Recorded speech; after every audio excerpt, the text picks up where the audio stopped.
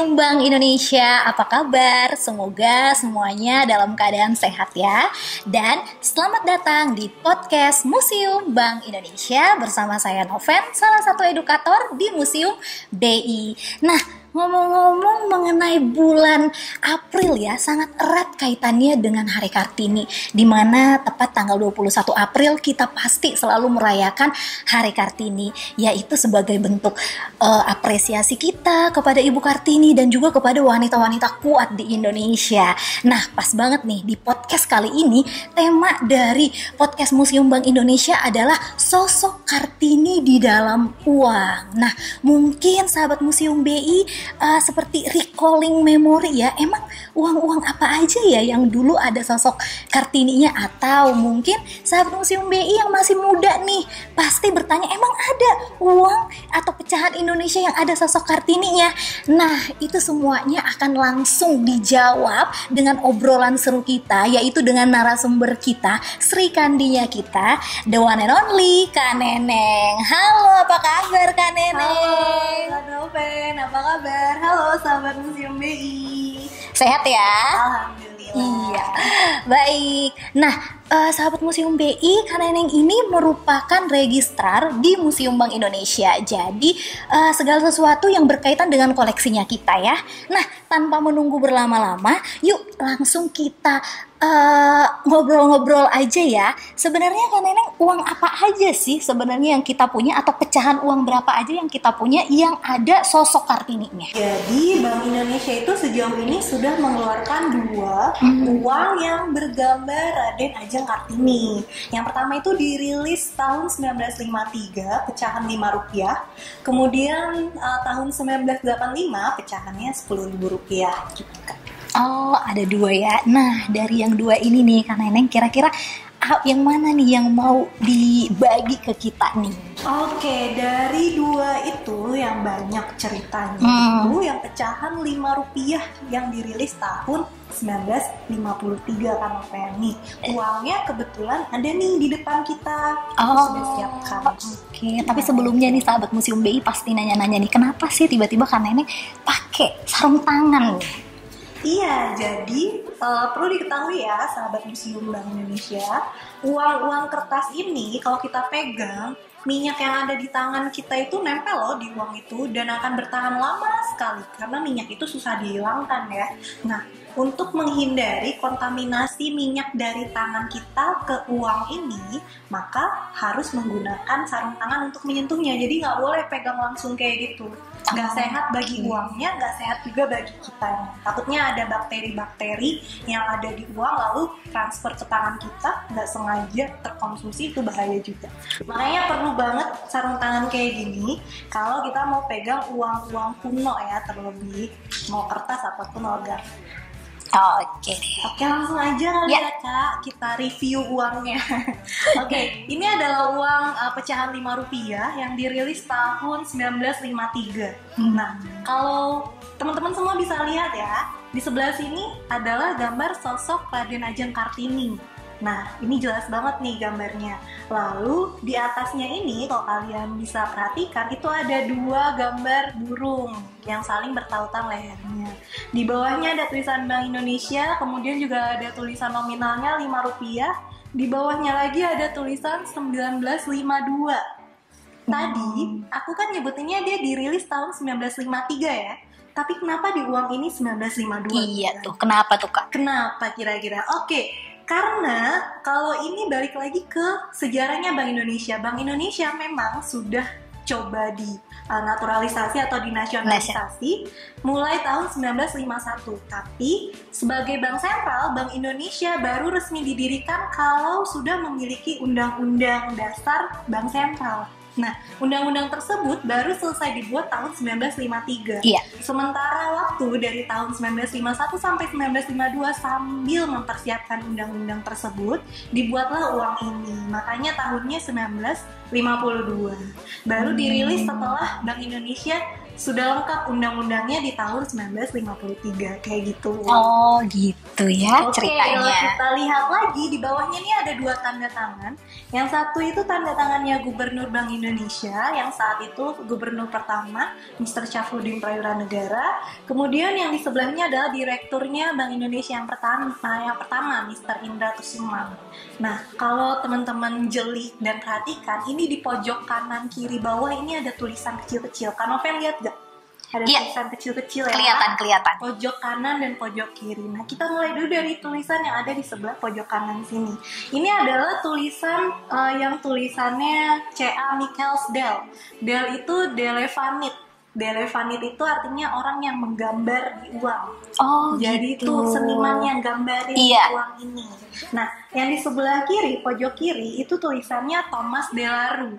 Ini adalah nama percetakan uang ini dibuat.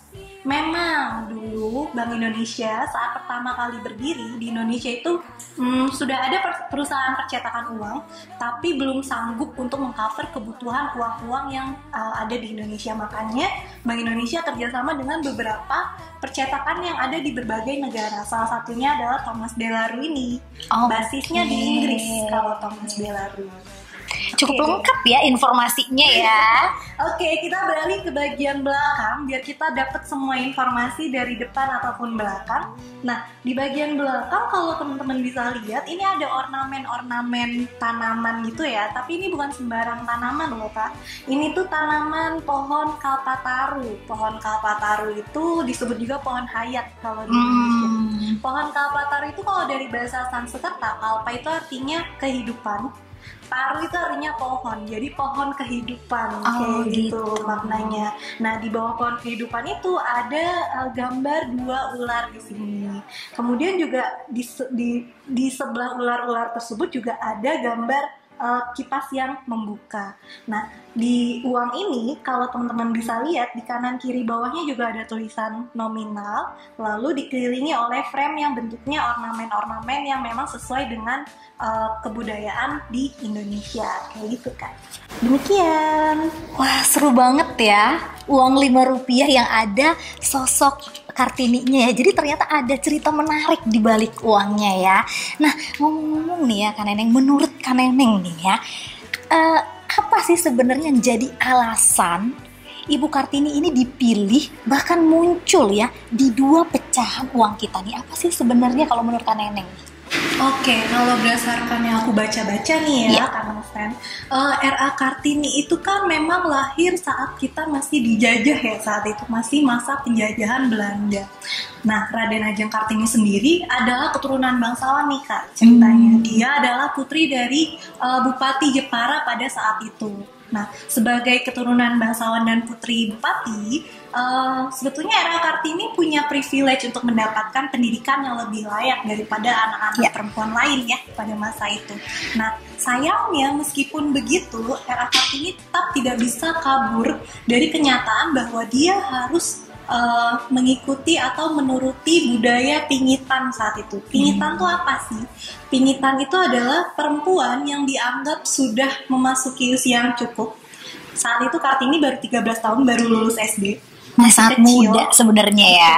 Itu ditahan di rumah, bukan ditahan dalam artian dikurung gitu, bukan ya, tapi kegiatannya dibatasi hanya di sekitar rumah aja, nggak bisa keluar masuk sembarangan, nggak bisa kemana-mana seenaknya.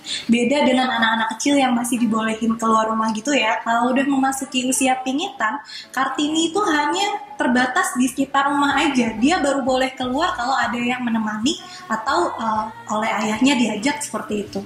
Nah, Kartini sebetulnya punya cita-cita juga untuk meneruskan sekolahnya, tapi karena budaya pada saat itu masih menganggap perempuan tidak perlu sekolah tinggi-tinggi, jadi ayahnya Kartini juga menolak permintaan Kartini untuk bisa sekolah lebih lanjut pada masa itu. Nah, Kartini yang memang sudah mendapatkan pendidikan formal di awal, yang memiliki juga banyak skill membaca, menulis, dan berbahasa, menolak semua kungkungan tersebut gitu loh. Makanya Kartini itu meskipun di rumah dia tetap gemar berkirim surat sama temen-temennya yang lain, yang di Belanda, perempuan yang lain yang ada di daerah-daerah lain. Dia selalu berkirim kabar untuk dapat informasi apa sih yang terjadi di luar sana.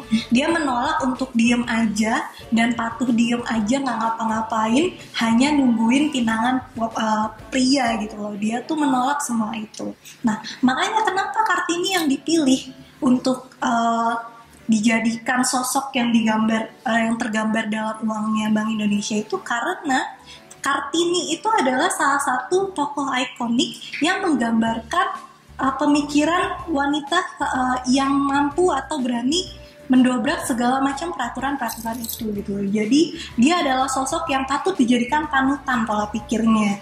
Tidak manut-manut aja, tapi dia juga berpikir bagaimana caranya supaya perempuan di Indonesia itu bisa maju. Gimana caranya supaya kedudukan perempuan di tatanan masyarakat itu bisa lebih tinggi. Tidak hanya ikut-ikut aja atau manut-manut aja. Kurang lebih itu ya Kak Noven. Kenapa sosok Kartini kemudian dipilih menjadi salah satu sosok yang muncul di uang-uang awal Bank Indonesia. Kayak gitu. Oh iya, menggambarkan sosok wanita Indonesia yang kuat ya Kak Neng ya. Iya, betul sekali. Nah, sahabat Museum BI, obrolannya seru banget. Tapi nih ya, ada satu yang aku pengen nanya nih dari Kak Neneng nih. Sebagai seorang, Kak Neneng nih kan mewakili wanita kuat Indonesia dan juga Sri Kandinya Museum Bank Indonesia. Ada nggak sih yang pengen diberikan pesan atau pengen di-share kepada sahabat Museum BI yang ada di luar sana nih? Sebetulnya pertama baca pertanyaan ini di draft podcast kita itu aku agak minder sebetulnya, merasa tidak punya kualifikasi untuk memberi pesan-pesan kepada perempuan seluruh Indonesia sebetulnya. Jadi merasa kayaknya jangan deh. Tapi tadi banget nih pas berangkat kerja, aku buka-buka TikTok. Oh ya, sahabat Museum BI jangan lupa follow TikToknya Museum BI ya. Ya, jangan lupa di follow. Aku buka-buka TikTok, terus muncul salah satu video, potongan video gitu. Kalau di TikTok kan suka potongan video gitu. Iya. Ini adalah interview salah satu artis penyanyi Amerika gitu, namanya Cher. Interview ini dilakukannya tuh tahun 95 atau 96 gitu, aku lupa. Pokoknya di situ Cher cerita. Mamanya tuh pernah bilang kayak gini ke Cher. Cher, kamu nanti kalau udah dewasa harus nikah sama pria kaya gitu. Kata mamanya kayak gitu. Terus Chernya jawab kayak gini, "Mah, aku bisa kaya dengan dayaku sendiri." Oke. Dan itu langsung jelek gitu loh. Dan baru banget tadi akhirnya dapat enlightenment kalau ternyata kita itu sudah lama sekali dididik seperti itu. Kita tuh wanita terutama banyak sekali doktrin-doktrin yang ditanamkan ke anak-anak perempuan.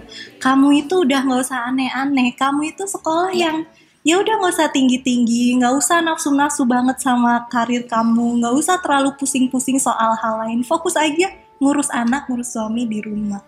Jadi kita dibatasi, kita harus menuruti hal-hal yang seperti itu gitu. Jadi sudah lama sekali, bahkan sampai detik ini, bahkan di kota besar seperti Jakarta pun masih banyak orang tua yang menanamkan ajaran seperti itu kepada anak-anaknya. Padahal Kartini sudah mengajarkan gitu. Kalau kita itu bisa memberdayakan diri kita sendiri, kita patut mengejar cita-cita kita dan memaksimalkan diri kita untuk memikirkan dan menghayati apa sih yang kita mau, apa sih yang sebenarnya mau kita jalani di hidup ini. Perempuan itu punya pilihan untuk memerdekakan diri. Dan juga berjalan di atas kakinya sendiri gitu, tanpa perlu nunggu bantuan orang lain, tanpa perlu mengagungkan orang lain. Kita tuh bisa kok mantap di atas kaki kita sendiri, kayak gitu sih Kak. Jadi aku berharap semoga orang-orang yang dengar ini bisa menerapkan ini di pola pikirnya masing-masing, bahwa perempuan itu juga berhak menentukan jalan hidupnya sendiri. Perempuan juga berhak untuk berbudaya sendiri gitu. Jadi jangan sampai stigma-stigma ini jadi awet turun-temurun. Betul. Karena kita juga harus maju, kita harus melestarikan apa yang pernah diajarkan oleh Kartini. Iya, betul sekali. Terima kasih Kak Neneng. Tadi tuh betul banget ya sahabat Museum BI. Jadi ini sudah saatnya nih para wanita-wanita Indonesia ini berani untuk memilih masa depannya sendiri, tidak terkungkung dalam stigma-stigma masyarakat yang udah kuno ya. Betul. Gitu. Jadi kita memang pantas sekali Ibu Kartini ini menjadi sosok panutan untuk wanita-wanita di Indonesia. Wow, obrolannya seru banget tadi dengan Kak Neneng. Tapi, aduh, sayang sekali ya, waktu jua yang memisahkan kita. Tapi sekali lagi, aku ingin mengucapkan terima kasih kepada Kak Neneng yang tadi sudah berbagi banyak banget tadi insight, wawasan kita tentang uang yang ada sosok Kartininya, kemudian pandangan-pandangannya Kak Neneng tentang perempuan atau wanita Indonesia yang kuat saat ini ya. Semoga untuk podcast kali ini memberikan kita wawasan yang lebih luas lagi dan tentunya menghibur ya. Dan juga tidak lupa saya ingin mengucapkan terima kasih kepada sahabat Museum BI yang sudah menyaksikan acara podcast kali ini. Dan juga tidak lupa ya, kami juga mengucapkan selamat Hari Kartini kepada wanita-wanita kuat di Indonesia. Dan akhir kata saya ingin mengucapkan terima kasih dan sampai berjumpa di podcast Museum Bank Indonesia selanjutnya. Bye. Bukan museum biasa.